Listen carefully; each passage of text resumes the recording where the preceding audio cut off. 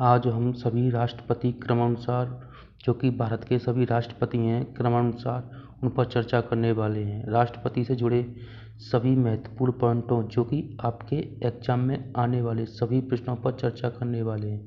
दोस्तों वीडियो पर एंड तक बने रहें। जो कि 15 अगस्त 1947 को भारत के ब्रिटेन से स्वतंत्र हुआ, यानी 15 अगस्त 1947 को भारत ब्रिटेन से स्वतंत्र हुआ था।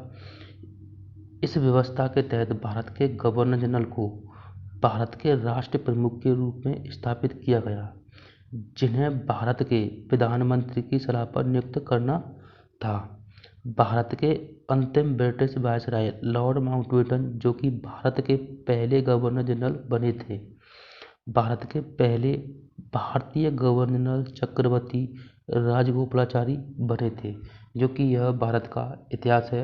आज हम उनको सभी जो कि राष्ट्रपति कैसे बना और राष्ट्रपति कैसे हमारे देश में राष्ट्रपति के पद को गर्मा से दिया जाता है, जो कि इसी बीच डॉक्टर राजेंद्र प्रसाद के नेतृत्व में संविधान सभा द्वारा 26 नवंबर 1949 को भारतीय संविधान का मसौदा तैयार हो चुका था। 26 जनवरी 1950 को औपचारिक रूप से संविधान को स्वीकार किया गया, क्योंकि 26 जनवरी को 1930 को भारतीय राष्ट्रीय कांग्रेस ने ब्रिटेन से पहली बार पूर्ण स्वतंत्रता की मांग की थी। जब संविधान लागू हुआ और डॉक्टर राजेंद्र प्रसाद ने भारत के पहले राष्ट्रपति का पद संभाला, तो उसी समय गवर्नर जनरल और राजा का पद निर्वाचित राष्ट्रपति द्वारा प्रतिस्थापित हो गया। जैसे दोस्तों संविधान दिवस 26 नवंबर को मनाया जाता है, क्योंकि संविधान हमारा पूर्व संविधान 26 नवंबर को पूर्व संविधान बनकर तैयार हो चुका था, जिसमें 395 अनुच्छेद, 8 अनुसूची और 22 भागों के साथ तैयार हुआ था। राष्ट्रपति का जो चुनाव होता है, जैसे भारत के राष्ट्रपति का चुनाव अनुच्छेद 55 के अनुसार आनुपातिक प्रतिनिधि प्रणाली के एकल संक्रमणीय पदोन्नति के द्वारा होता है। क्योंकि यहाँ से आपके एग्जाम में कई बार प्रश्न पूछा भी गया है। राष्ट्रपति बनने की योग्यताएं: वह भारत का नागरिक हो जिसकी उम्र 35 साल या उससे अधिक ना हो, यानी 35 साल हो, जो कि इससे इसकी जो उम्र हो कम ना हो, और पागल व दिवालिया ना हो। वह पद का उम्मीदवार हो सकता है। राष्ट्रपति पद के लिए उम्मीदवार को लोकसभा का सदस्य बनने की योग्यता होनी चाहिए।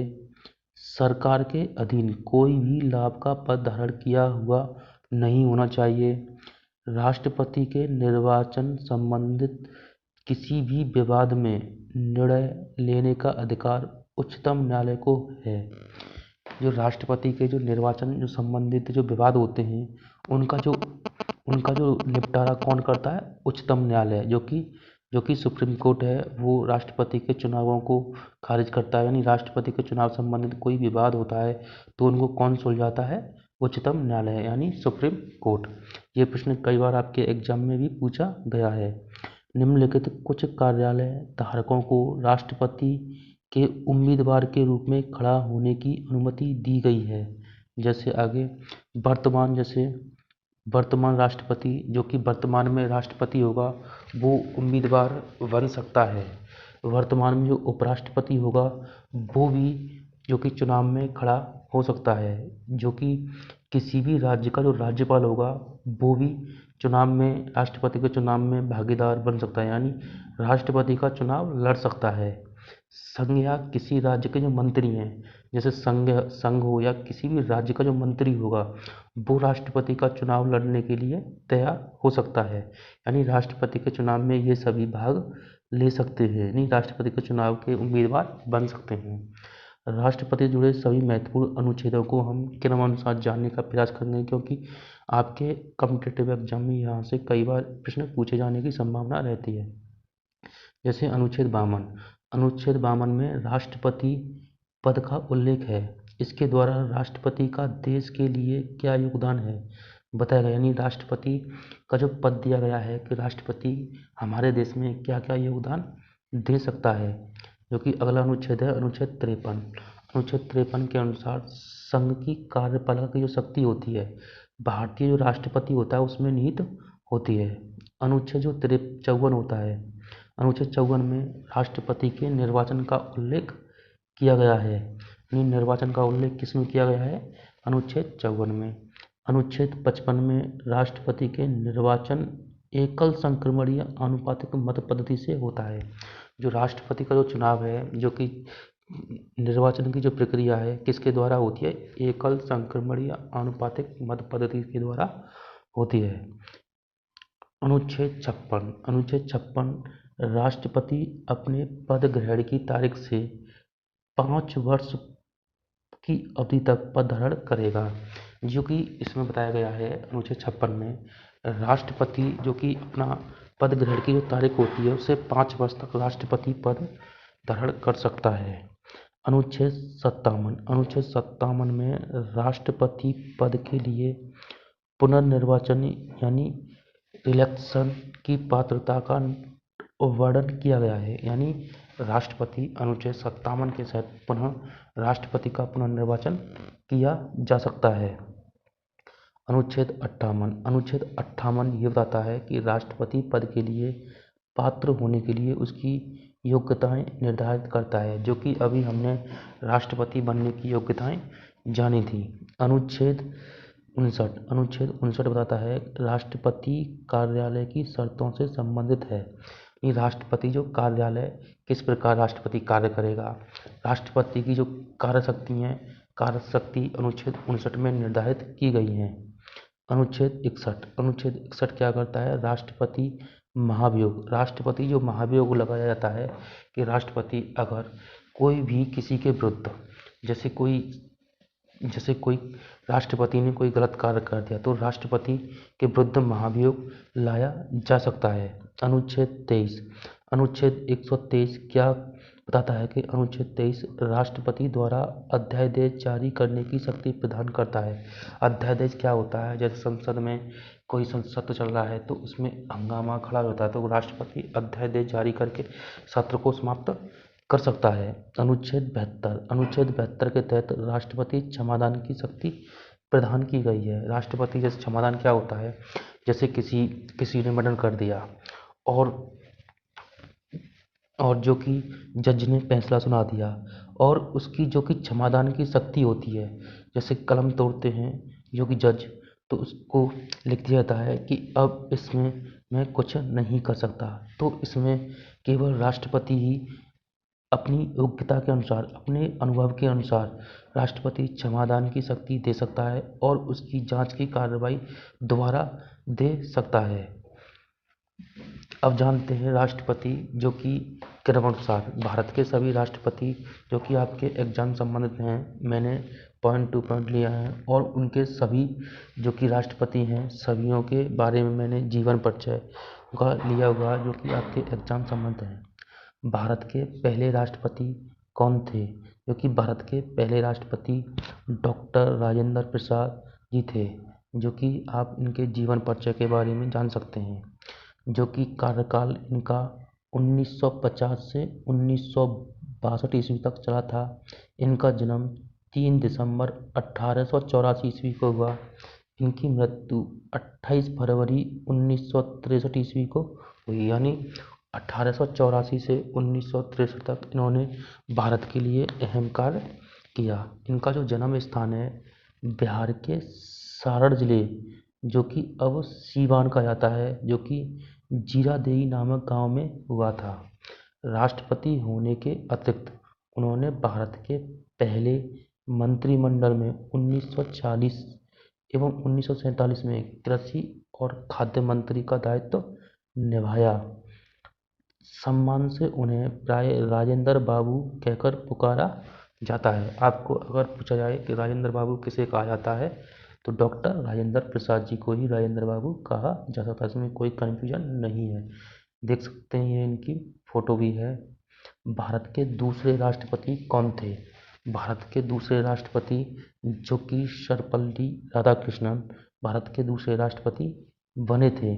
क्योंकि यह इसलिए मैंने ये वीडियो बनाई है क्योंकि पैट के एग्जाम में यहाँ से प्रश्न पूछा भी गया है और आने वाले एग्जाम में पूछा जा सकता है।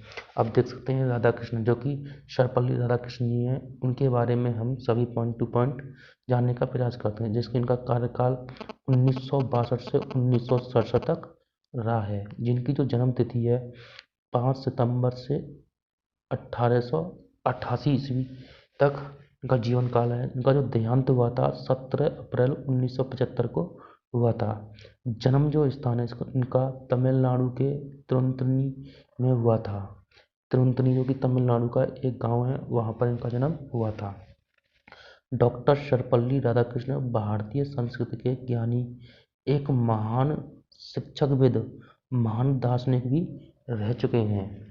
जिनके जन्मदिन को शिक्षक दिवस के रूप में मनाया जाता है, जो कि 5 सितंबर को शिक्षक दिवस के रूप में इनके जन्मदिन के रूप में मनाया जाता है। 1952 में भारत के पहले उपराष्ट्रपति बने थे।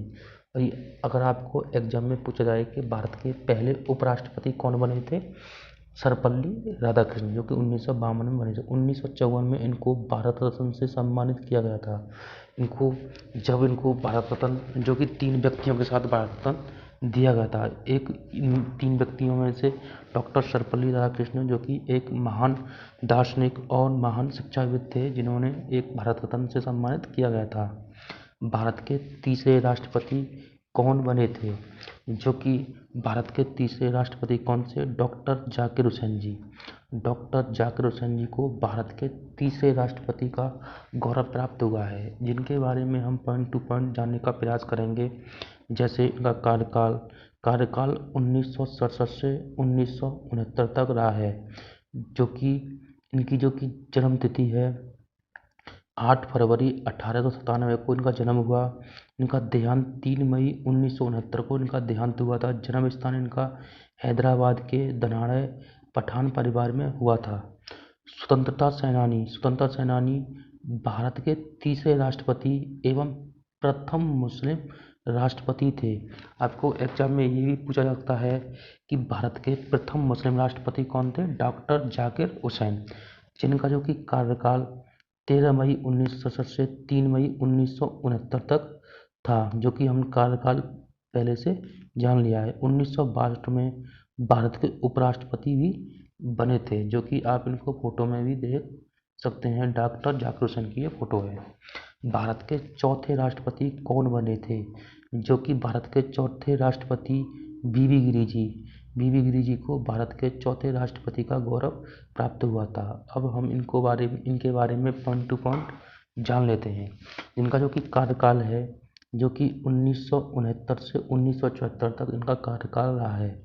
इनका जो कि जन्म हुआ था 10 अगस्त 1894 ईस्वी को इनका जन्म हुआ था, जो कि इनकी देहांत 24 जून 1980 को इनका देहांत हुआ था। इनका जन्म ब्रह्मपुर उड़ीसा में हुआ था। एक गांव है जो कि उड़ीसा में पड़ता है, ब्रह्मपुर, जो कि भारत के राजनेता एवं देश के तीसरे उपराष्ट्रपति तथा चौथे राष्ट्रपति का दर्जा प्राप्त हुआ है। आपको ये भी ध्यान रखना है, भारत के तीसरे उपराष्ट्रपति कौन थे? आपको ध्यान रखना है बीबी गिरी। और आपको ये भी ध्यान रखना है चौथे राष्ट्रपति कौन थे? बीबी गिरी, क्योंकि आपको अच्छे से याद भी हो जाएगा। यहाँ पर आप ट्रिक भी बना सकते हैं। तीसरे उपराष्ट्रपति बीबी गिरी, चौथे राष्ट्रपति बीबी गिरी, तो इस प्रकार से आपको अच्छे से याद हो जाएगा। उन्हें 1975 में भारत के सर्वोच्च नागरिक अलंकार, जो कि पुरस्कार है, भारत का सर्वोच्च नागरिक पुरस्कार कौन सा है? भारत रत्न से सम्मानित किया गया। बीबी गिरी भारत के प्रथम कार्यवाहक राष्ट्रपति भी रह चुके हैं। आपको ये भी पूछा जाए कि भारत के प्रथम कार्यवाहक राष्ट्रपति कौन थे? बीबी गिरी। इनका पूरा नाम बारागिरी वेंकटन गिरी है। भारत के 5वें नंबर के राष्ट्रपति कौन बने थे? तो आपका सही उत्तर है डॉक्टर अली अहमद जी। डॉक्टर अली अहमद जी को भारत के 5वें राष्ट्रपति बनने का गौरव प्राप्त हुआ है। अब इनके बारे में हम पॉइंट टू पॉइंट जानने का प्रयास करते हैं। देख सकते हैं आप इनको फोटो में भी, ये डॉक्टर अली अहमद जी की फोटो है। इनका जो कि कार्यकाल है राष्ट्रपति का 1974 से 1977 तक इनका कार्यकाल रहा है, क्योंकि पिछले जो कि बीबी गिरी का जो कार्यकाल था 1969 से 1974, तभी इनका जो कार्यकाल इनको सौंपा गया, तो 1974 से 1977 तक इन्होंने कार्य किया था। इनका जो जन्म हुआ था 13 मई 1905 को हुआ था। देहांत 11 फरवरी 1977 को हुआ था। जिनका जो जन्म हुआ था दिल्ली में हुआ था। दिल्ली में इनका जन्म हुआ था। भारत के 5वें राष्ट्रपति थे, जो कि हमने अभी प्रश्न के माध्यम से भी ऑप्शन ऑब्जेक्टिव देख लिया है। 1925 में नेहरू से इंग्लैंड में मुलाकात के बाद वे भारतीय राष्ट्रीय कांग्रेस में शामिल हो गए। उन्होंने स्वतंत्रता आंदोलन में सक्रिय रूप से भाग लिया। इनकी आपके एग्जाम में ये भी पूछा जाता है कि नेहरू से इनकी मुलाकात कहाँ हुई थी इंग्लैंड में। तो आपको ये भी पूछा जा सकता है कि इनकी मुलाकात कब हुई थी 1925 में। कहाँ हुई थी? इंग्लैंड में। किससे हुई थी? नेहरू से। तो आपको आपको हर कोई पॉइंट आपको अच्छे से याद रखना है। भारत के 6वें नंबर के राष्ट्रपति कौन बने थे? तो आपका सही उत्तर है संजीव रेड्डी। संजीव रेड्डी को भारत के 6वें राष्ट्रपति का गौरव प्राप्त हुआ था। संजीव रेड्डी की, जो कि आप इनकी फोटो देख सकते हैं, ये है संजीव रेड्डी। संजीव रेड्डी जो कि इनका कार्यकाल 1977 से 1982 तक इनका कार्यकाल रहा है। जो कि भारत के कौन से राष्ट्रपति हैं? 6वें नंबर के राष्ट्रपति हैं। ये ध्यान आपको अच्छे से रखना है। इनका जन्म 19 मई 1913 को, जबकि देहांत 1 जून 1996 को इनका देहांत हुआ था। जन्म स्थान आंध्र प्रदेश के अनंतपुर जिले के इल्लूर गांव में हुआ था। भारत के 6वें राष्ट्रपति थे। भारत के कौन से नंबर के राष्ट्रपति? 6वें नंबर के। भारत के पहले गैर कांग्रेसी राष्ट्रपति थे। ये भी आपको एग्जाम में पूछा भी गया है। भारत के गैर कांग्रेसी राष्ट्रपति कौन थे? आपका सही उत्तर क्या है? संजीव रेड्डी। संजीव रेड्डी भारत के पहले गैर कांग्रेसी राष्ट्रपति बने थे। वे अक्टूबर 1956 में आंध्र प्रदेश के पहले मुख्यमंत्री बने थे। यानी आंध्र प्रदेश के पहले मुख्यमंत्री कौन बने थे? आपको सही उत्तर है नीलम संजीव रेड्डी। नीलम संजीव रेड्डी इनका पूरा नाम है। इनको नीलम संजीव रेड्डी के नाम से भी जाना जाता है। भारत के 7वें नंबर के राष्ट्रपति कौन बने थे? आपका सही उत्तर है ज्ञानी जेल सिंह। ज्ञानी जेल सिंह को 7वें राष्ट्रपति बनने का गौरव प्राप्त हुआ है। जो कि आप देख सकते हैं, ये ज्ञानी जेल सिंह की फोटो है। इनका जो कार्यकाल रहा है 1982 से 1987 तक रहा, यानी इन्होंने पूर्ण कार्य 5 साल किया था। 5 मई 1916 में इनका जन्म हुआ था। इनका देहांत 25 दिसंबर 1994 को इनका देहांत हुआ था। जो कि इन्होंने 1916 से 1984 के बीच 94 के बीच में इन्होंने भारत के लिए अहम कार्य किया। इनका जो जन्म स्थान था ब्रिटिश भारत के फरीदकोट राज्य में, जो कि फरीदकोट जो कि पंजाब में पड़ता है, वर्तमान में कहाँ? पंजाब में पड़ता है। ग्राम संगवान में हुआ था। इनका जो गांव था कौन था? संगवान में हुआ था। इनके पिता का नाम किशन सिंह और माता का नाम इंदिरा कौर था। वो भारत के पहले राष्ट्रपति थे जिनका धर्म सिख था। आपको एग्जाम में ये भी पूछा जाता है कि पहले सिख राष्ट्रपति कौन थे? तो सही उत्तर क्या है? ज्ञानी जेल सिंह जी। राष्ट्रपति बनने से पूर्व भारतीय राष्ट्रीय कांग्रेस के सदस्य के रूप में गृह मंत्री सहित केंद्रीय मंत्रिमंडल के विभिन्न पदों पर रह चुके हैं। भारत के 8वें नंबर के राष्ट्रपति कौन बने थे? आपका सही उत्तर है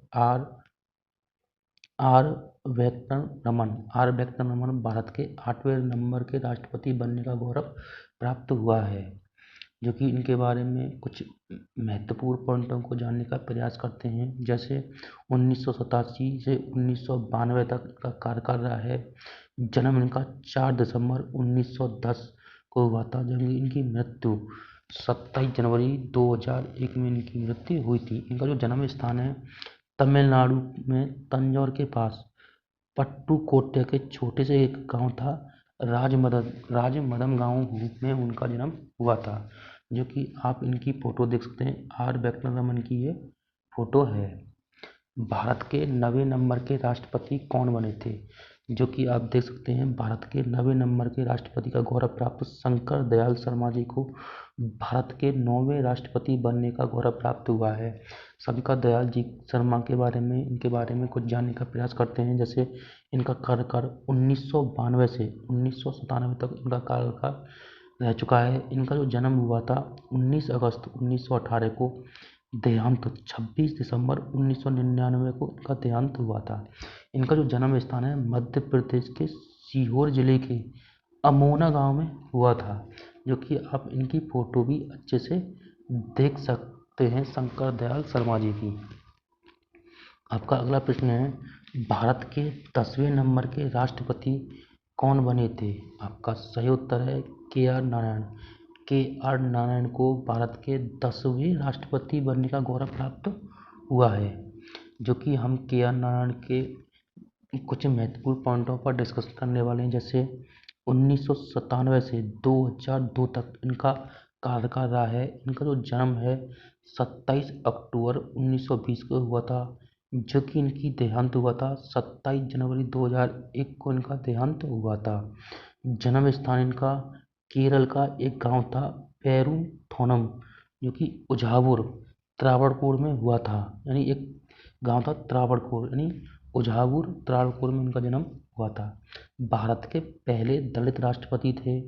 आर के नारायण का पूरा नाम रसीपुरम कृष्णस्वामी अय्यर नारायण स्वामी था।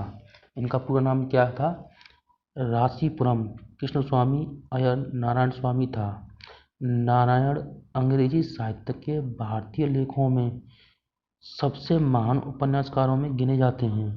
जो कि नारायण अंग्रेजी साहित्य के भारतीय लेखकों में एक सबसे महान उपन्यासकारों में गिने जाते हैं। भारत के 11वें राष्ट्रपति कौन बने थे?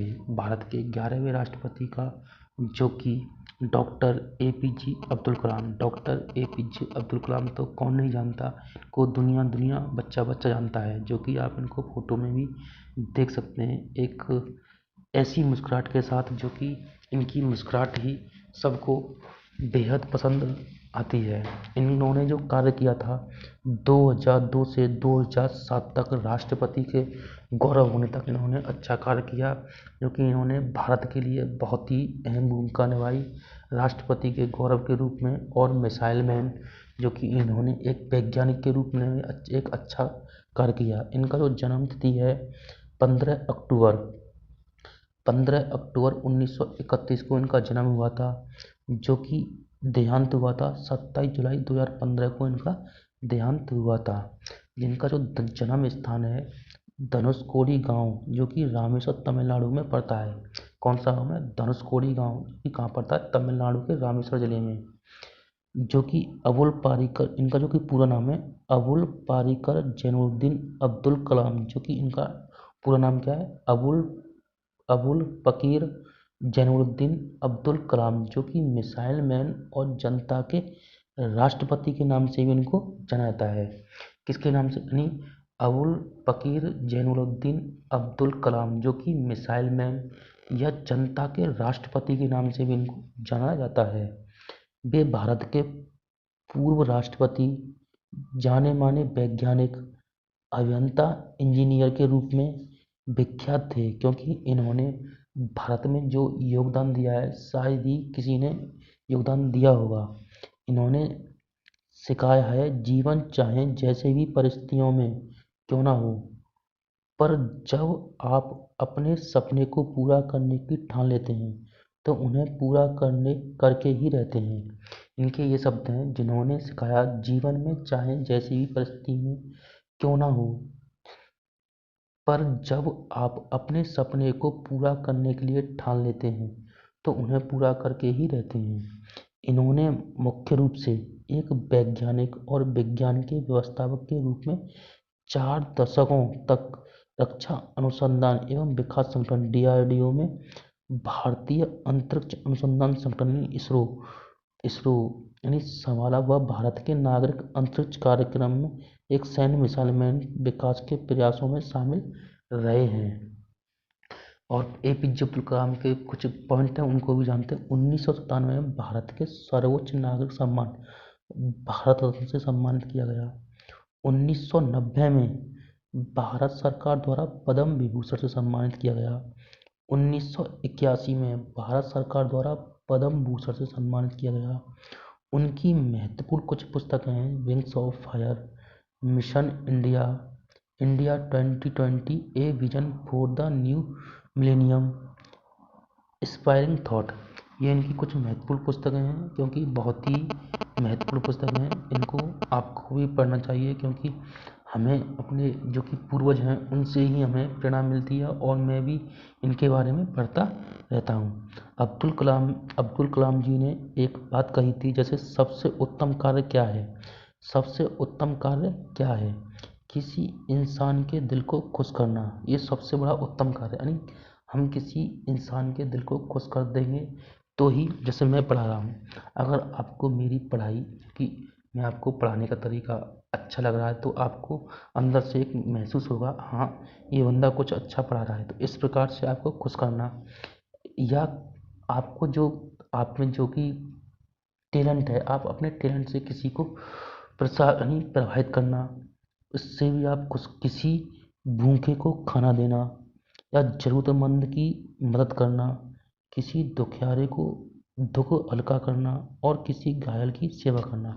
इन्होंने सबसे उत्तम कार्य यही बताए थे, यानी किसी इंसान के दिल को खुश करना, किसी भूखे को खाना देना, ज़रूरत जो मंद हो उसकी मदद करना, किसी दुखियारे को दुख हल्का करना, और किसी घायल की सेवा करना। ये इनके महत्वपूर्ण यानी उत्तम कार्य को माने जाते हैं। भारत के 12वें नंबर के राष्ट्रपति कौन बने थे? आपका सही उत्तर है 12वें नंबर के राष्ट्रपति प्रतिभा पाटिल जी।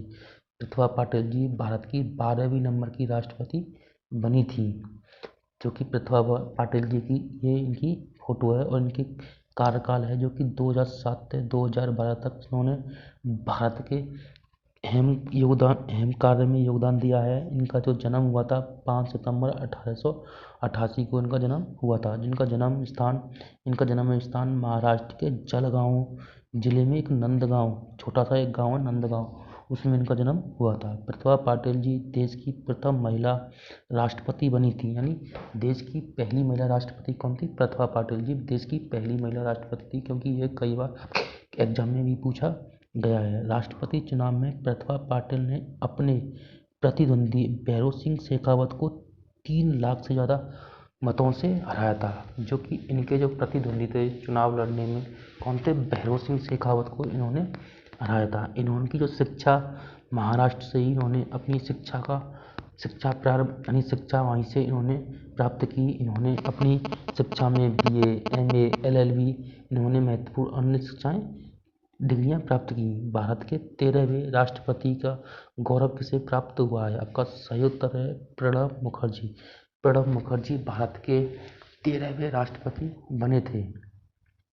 प्रणब मुखर्जी के जीवन के बारे में जानते हैं। इनका जो कार्यकाल था 2012 से 2017 तक इनका कार्यकाल रहा है। इनकी जो जन्म तिथि है 11 दिसंबर से 1935 तक इनका जन्म हुआ था। जो कि मृत्यु 31 अगस्त 2020 में इनकी मृत्यु हुई थी। इनका जो जन्म स्थान है, इनका जन्म स्थान पश्चिम बंगाल के वीरभूम जिले के मेराठी ग्राम में हुआ था। कहीं कहीं ये मृट्टी गांव लिखा हुआ था या मराठ गांव लिखा हुआ था, यानी मराठी ग्राम में इनका जन्म हुआ था। 26 जनवरी 2019 को प्रणब मुखर्जी को भारत रत्न से सम्मानित किया गया था।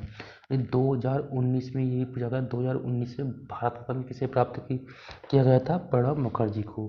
भारत के जो कि 13वें नंबर के राष्ट्रपति कौन से? प्रणब मुखर्जी। प्रणब मुखर्जी कौन से नंबर के राष्ट्रपति हैं? 13वें नंबर के राष्ट्रपति हैं। अगला प्रश्न है आपका, भारत के 14वें नंबर के राष्ट्रपति कौन बने थे? यानी आपका सही उत्तर है रामनाथ कोविंद जी। रामनाथ कोविंद जी को भारत के 14वें राष्ट्रपति का गौरव प्राप्त हुआ था। इनका जो कि कार्यकाल है 2017 से 2022 तक कार्यकाल रहा है। इनका जो कि जन्म तिथि है 1 अक्टूबर 1945। इनका जन्म स्थान है, इनका जन्म स्थान उत्तर प्रदेश के कानपुर देहात के एक छोटे सा गांव है परौख में इनका जन्म हुआ था। 1977 से 1979 तक दिल्ली उच्च न्यायालय में एक केंद्र सरकार केंद्र सरकार के वकील रहे हैं, यानी जो कि दिल्ली जो उच्च न्यायालय है उसमें केंद्र सरकार के क्या रहे हैं, वकील के रूप में इन्होंने कार्य किया है। देख सकते हैं ये इनकी भी फोटो है। आपको ये भी पूछा जा सकता है, तो मैं अभी जो प्रश्न करूँगा उसमें आपको सभी डाउट क्लियर हो जाएंगे। जैसे भारत के 15वें राष्ट्रपति कौन बने हैं? आपका सही उत्तर है द्रौपदी मुर्मू जी। कौन से नंबर की? 15वें नंबर की। आपको आपके एग्जाम में करंट में भी यह प्रश्न पूछा जाता है, क्योंकि यह भारत की वर्तमान राष्ट्रपति हैं जो अभी तक कार्यभार संभाल रही हैं। आपको अगर अब जो डाउट है, रामनाथ कोविंद के बाद राष्ट्रपति कौन बना है? तो द्रौपदी मुर्मू।